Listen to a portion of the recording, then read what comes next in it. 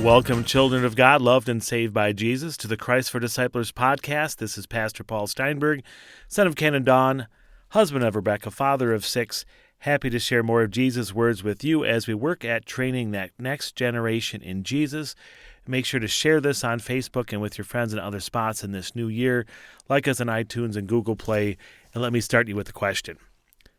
What is the worst storm that you've ever been in? And maybe it was a rainstorm. Maybe it was a snowstorm, depending on where you live. Maybe it was a hurricane. Maybe it was a tornado. That's typically the worst storms that people get. In my part of the world, in the state of Wisconsin, we get some flooding, and we get some rainstorms, and we get some thunder. But tornadoes, that's the worst. That's the worst of storms. And so how do you get your house ready for a tornado? I don't think you do. You can't be ready for it. One of my friends, when he was a seminary student, was guest preaching on a Wednesday night in the small town of Oakfield, Wisconsin. And it was a bad night for storms, and people stayed away because it was just bad. But he was there, and the organist was there, and suddenly they got the news that a tornado was coming through, and they needed to go down in the basement, and they went. They went down in that basement, and I think it was just 3 of them. And they heard this horrific sound. And then when it all seemed calm enough, they went back upstairs, and the church was gone. I mean, the church they had been in a half an hour before was gone. All that was left standing was one wall. It had a picture of Jesus on it, with him knocking at the door, where it says, Jesus stands at the door. And so the picture of Jesus was left standing, which they saw as some symbolism for the one thing that couldn't get blown away, not Jesus and his presence. Their cars were found, but they had been moved. They had been blown away, and maybe they had a few scratches or whatever, but for the most part, they were fine. They canceled church that night, but they were really glad that that church had a basement, a spot you could go. And so were they ready for the storm? Well, they had a secure enough basement. I guess they were ready. Today in Jesus' words on the Sermon on the Mount to us as we train our kids, he's talking about the storms that come at us, that our kids will have come at them during their lifetime, and how we are ready. Here's what Jesus says in Matthew chapter 7, beginning at verse 24. Therefore, everyone who hears these words of mine and puts them into practice is like a wise man who built his house on the rock. The rain came down, the streams rose, and the winds blew and beat against that house, yet it did not fall, because it had its foundation on the rock. But everyone who hears these words of mine and does not put them into practice is like a foolish man who built his house on sand.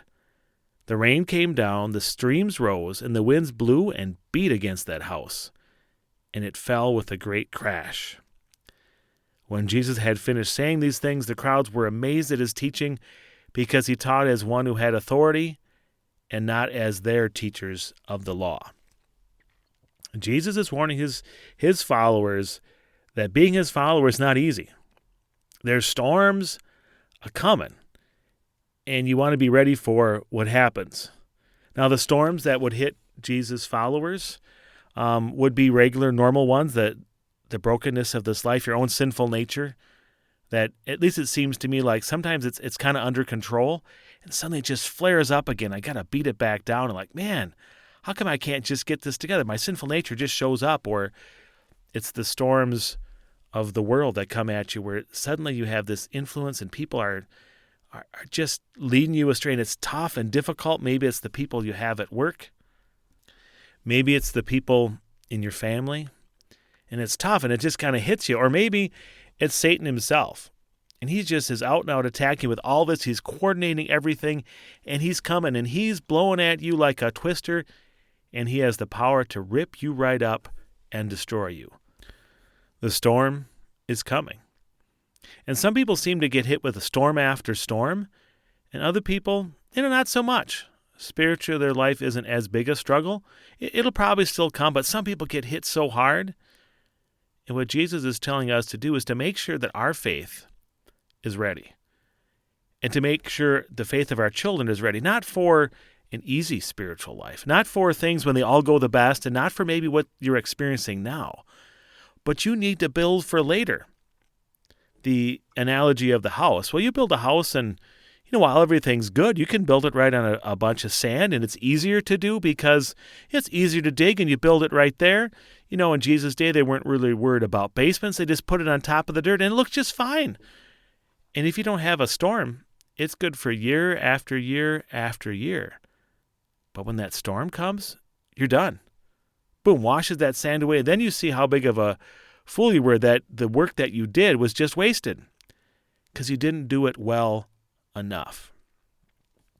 For me as a parent, I have to make sure to train my kids not for what they're going through now or even what I've experienced. But I got to get them ready for whatever hits them.